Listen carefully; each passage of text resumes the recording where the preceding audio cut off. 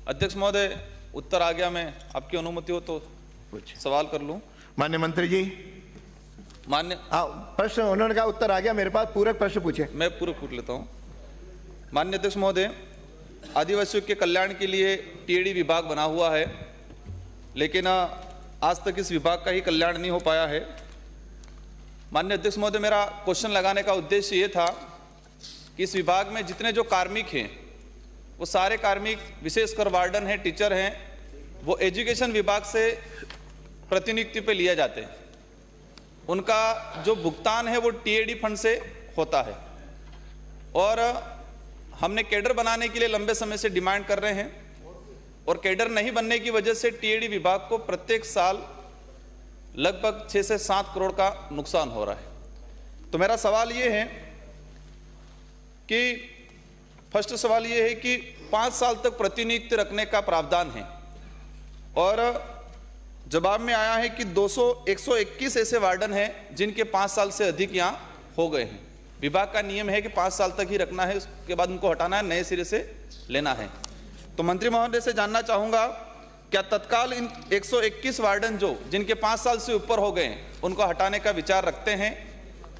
दूसरा सवाल मेरा ये है, 31/1/2022 को विभागीय छात्रावासों के वार्डन के विभागीय कैडर बनाने की अधिसूचना जारी कर दी 31/1/2022 को। अभी तक क्या प्रावधान, इसमें क्या गति हुई? 08/8/9/2023 को वार्डनों के 470 पदों पर कैडर बना के नई भर्ती करने का प्रावधान किया गया और इसका प्रस्ताव राजस्थान कर्मचारी चयन बोर्ड को किया गया। तो ये भर्ती कब तक की जाएगी? ये 2 मेरे सवाल। माननीय मंत्री जी।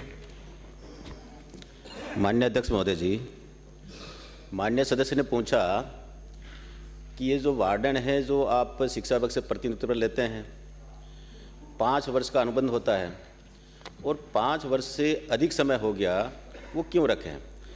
माननीय अध्यक्ष महोदय जी, उनको हमने इसलिए रखा है कि हमने विभाग से अनापत्ति पत्र मांगा, उनसे हमने, तो वो उन्होंने दिया नहीं समय पे, जिसके कारण से वो अभी भी चल रहे हैं।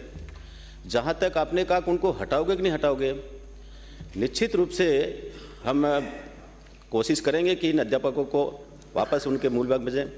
एक उनका ये है कि ये भी उनका विचार है कि भाई जो लोग वापस 6 महीने बाद वापस आते हैं तो वो तो उनका अधिकार है, एक बार वो जाता है वापस आता है, नियमानुसार आ जा सकता है।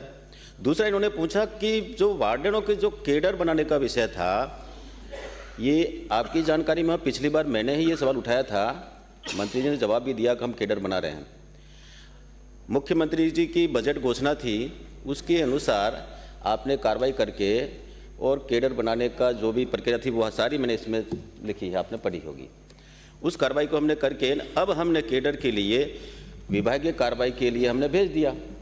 अब वहाँ से उनको अब ये भर्ती करनी है, उनको विज्ञप्ति जारी करनी है और विज्ञप्ति जारी करने के बाद में फिर उनकी परीक्षा करानी है, परीक्षा के बाद में परिणाम आएगा, परिणाम आने के बाद में उनको लेंगे। माननीय सदस्य महोदय, मैं दोबारा वही सवाल करूंगा कि 121 जो अतिरिक्त लगे हुए हैं जिनके 5 साल पूरे हो गए, विभाग का नियम है 5 साल तक ही रखना है, तो क्या मंत्री महोदय उनको हटा के नए सिरे से प्रतिनियुक्ति लेने का विचार करते हैं या नहीं? कब तक? सेकंड चीज, ये कैडर कब तक कंप्लीट बन जाएगा और कैडर के तहत भर्ती कब तक की जाएगी? बस 2 चीजें मैं जानना चाहूंगा मंत्री महोदय से। माननीय मंत्री जी, शायद ये समझ एक सेकंड, मेरा भी अनुभव है कि जिनको 5 साल हो गए, नियम सरकार का ही है, तो 5 साल के बाद वो लोग न रहें और दूसरी टाइम हो जाए।